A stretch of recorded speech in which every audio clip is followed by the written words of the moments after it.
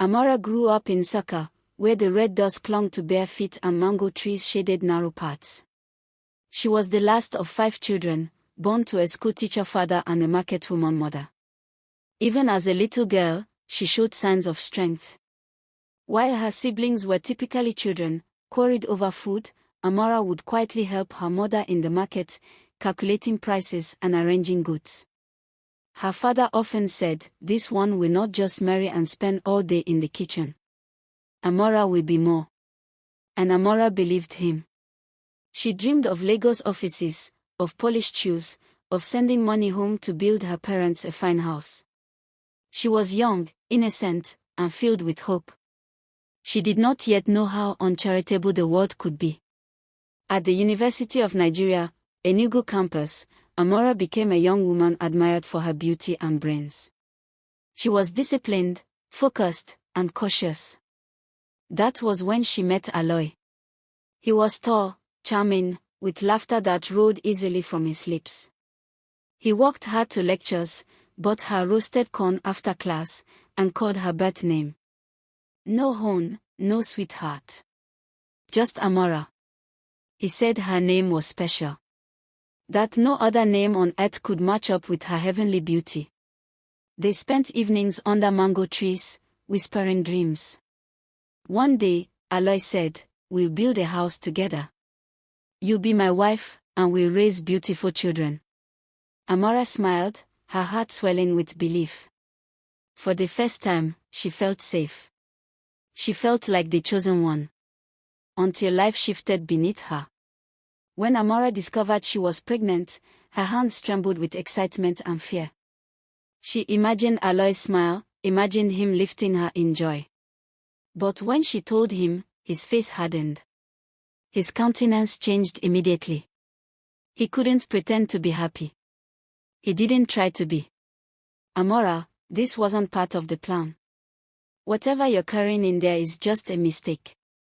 I can't find myself having a child with someone like you." The door closed behind him. His footsteps faded. Amora sank to the floor, clutching her belly. The man who had promised her forever had vanished. Whispers filled the campus. Do people still pin men with pregnancy these days?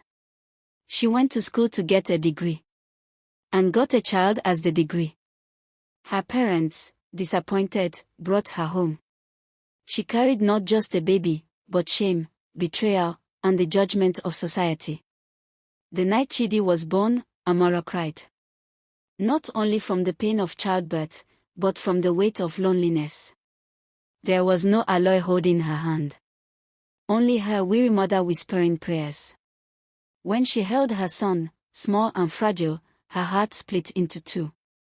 One half filled with fear, the other with fierce love. "This child," she whispered, "will not suffer because of my wrong choices." But promises were easier than reality. Feeding him was not easy. She would do it all to keep Chidi full. She bought clean used clothes from open market to keep her child neat and smart looking. Paying hospital bills. It was all on her. Sleepless nights rolled into exhausting days. Still, when Chidi smiled, Amora found strength to rise again.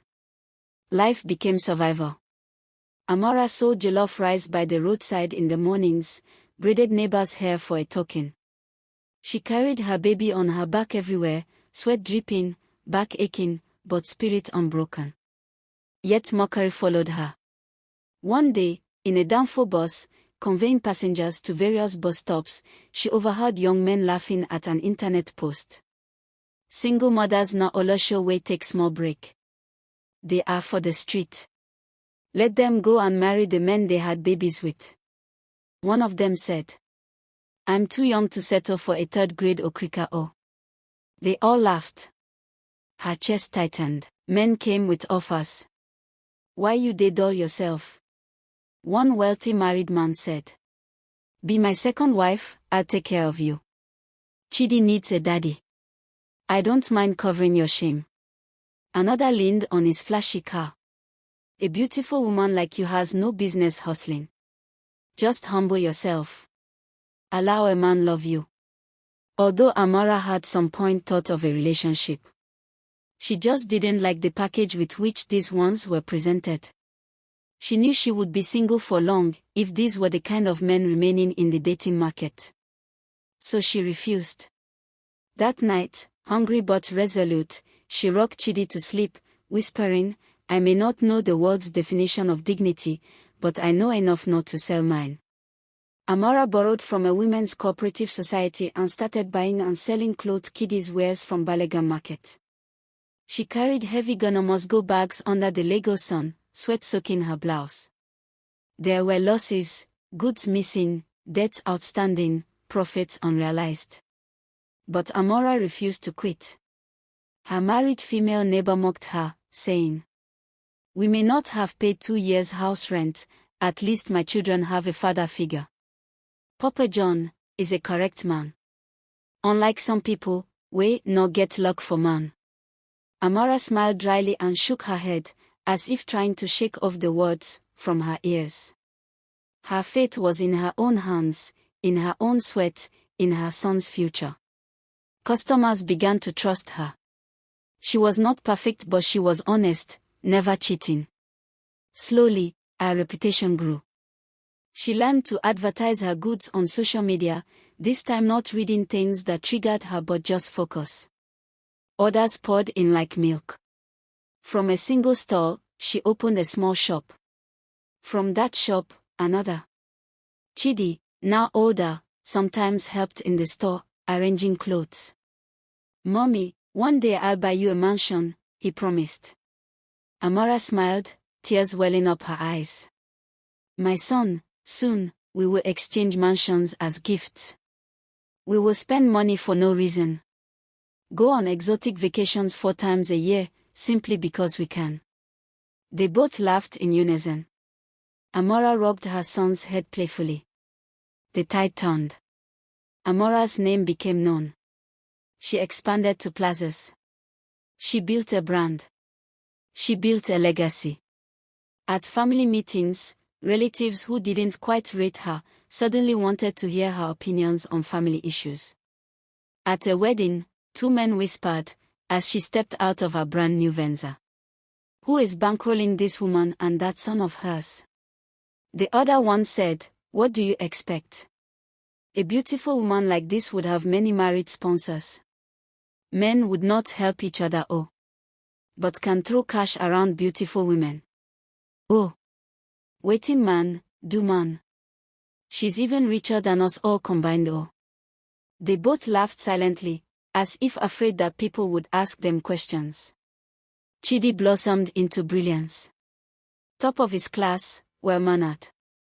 She overheard 2 women whisper, "Look at Chidi. Better than many raised in 2-parent homes." Amara's chest swelled with pride. Every sacrifice, every doubt, had led to this. With her wealth, Amara secured visas. She and Chidi could fly at will to holiday destinations. Their new life was peaceful, filled with laughter and abundance. Amara has always been close to nature. She had planted varieties of vegetables. Ugu leaf, okra, tomatoes, pepper, scent leaf, and some others. She would often walk around on bare feet, communicating with her plants as if they were humans.